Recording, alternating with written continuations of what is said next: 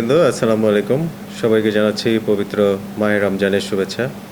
আপনারা নিশ্চয়ই অবগত আছেন, আজকের এই প্রেস ব্রিফিংটি মূলত রাজধানীর যাত্রাবাড়িতে লেগুনা চালক মোহাম্মদ নূরে আলম ওরফে খায়রুলকে নৃশংসভাবে পিটিয়ে হত্যা প্রসঙ্গে। সম্মানিত উপস্থিতি, আজকের এই প্রেস ব্রিফিংটি র্যাব 10-এর সম্মানিত অধিনায়ক জনাব মোহাম্মদ কামরুজ্জামান পিপিএম মহোদয়ের দিক নির্দেশনা এবং পৃষ্ঠপোষকতায় অনুষ্ঠিত হচ্ছে। আমার পাশে আছেন সম্মানিত অফিস এবং মিডিয়া অফিসার র্যাব 10-এর তাপস কর্মকর। মূলত 20 ফেব্রুয়ারি দুপুর আনুমানিক 2:45 ঘটিকায় এই নৃশংস ঘটনাটি ঘটে। ঘটনার সংবাদ প্রাপ্তির পরপরই আমরা অধিনায়ক মহোদয়ের নির্দেশনায় র্যাব 10 যাত্রাবাড়ি ক্যাম্প ছায়া তদন্ত শুরু করি।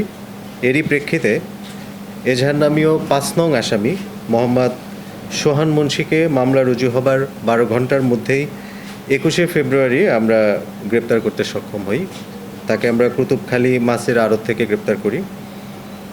বাকি আসামিরা পলাতক ছিল, তাদের গ্রেপ্তার প্রচেষ্টা অব্যাহত ছিল। পরবর্তীতে আমরা আজকে 23শে ফেব্রুয়ারি 1 নং এজাহার নামীয় আসামি মোহাম্মদ হৃদয় এবং 3 নং এজাহার নামীয় আসামি শাকিলকে আমরা গ্যান্ডারিয়া থানা এলাকা থেকে গ্রেপ্তার করি। মূলত এতটুকুই ছিল আজকের এই প্রেস ব্রিফিংয়ে। বাকিটা আমাদের প্রেস রিলিজ যেটা দেওয়া আছে, বিশেষ প্রেস বিজ্ঞপ্তিতে যেটা দেওয়া আছে ওটাতে দেওয়া আছে। ধন্যবাদ। ঘটনার পেছনের কারণ আমরা যতটুকু জানতে পেরেছি যে লেগুনার যে সিরিয়াল থাকে, একটার পর একটা সিরিয়াল, এরা মূলত হচ্ছে সবাই লেগুনা কেন্দ্রিক চালক এবং ড্রাইভার। এই সিরিয়ালকে কেন্দ্র করে ওনাদের মধ্যে কথা কাটাকাটি হয়। কথা কাটাকাটির এক পর্যায়ে তাদের মধ্যেই মারামারিটা হাতাহাতিটা সংগঠিত হয় এবং এর ফলশ্রুতিতে ঢাকা মেডিকেলে নিয়ে যাওয়ার পরে ডাক্তাররা তাকে মৃত ঘোষণা করে। এইটা এখন পর্যন্ত আমরা পাইনি। এটা হয়তো পরবর্তীতে আরও তদন্ত করলে হয়তো তদন্তকারী অফিসার পেতে পারেন আর কি।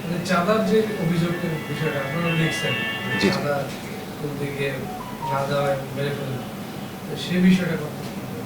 চাঁদার বিষয়টা আমরা এখনও পাইনি আর কি। আমাদের যতটুকু আমরা জানতে পেরেছি চাঁদার বিষয়টা আমরা পাইনি। আমরা পেয়েছি যে ওই সিরিয়াল যেটা থাকে ওইটাকে কেন্দ্র করেই মূলত এই ঘটনাটি ঘটেছে।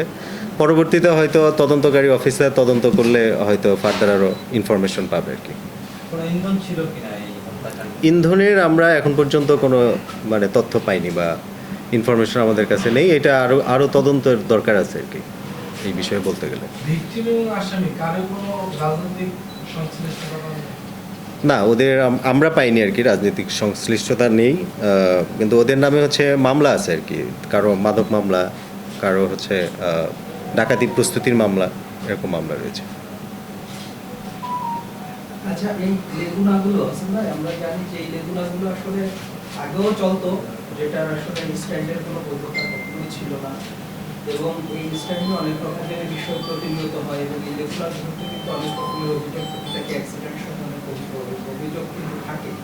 তো দেখা যাচ্ছে একদম থানার সামনে এই লেগুনা এবং 5 আগস্টের পরে বিভিন্ন জেলা, যেমন আমরা দিনাজপুর, এই নেম প্লেটেরও কিন্তু লেগুনাগুলো আমরা চলতে দেখেছি। এবং এই যে ঢাকার বাহিরের লেগুনাগুলোও কিন্তু এই ঘটনার পরে এখানে প্রবেশ করছে এবং এই জায়গায় এই লেগুনার ড্রাইভারদের সাথে অ্যাডজাস্টমেন্ট বা এটা নিয়ে কোনো আধিপত্য বা টাকা পয়সার ব্যাপার বা দখলকৃত কোনো বিষয়ের সূত্র কি আপনারা পেয়েছেন? ওই যেটা বললাম আর কি, যে আমরা আসলে এত অল্প সময়ে আসলে আমরা অধিক ইনফরমেশন বা অধিক তথ্য আমরা পাইনি। এইটা হয়তো তদন্তকারী কর্মকর্তা যিনি আছেন উনি যদি তদন্ত করেন হয়তো এটা ওনার পক্ষে সম্ভব হবে আর কি।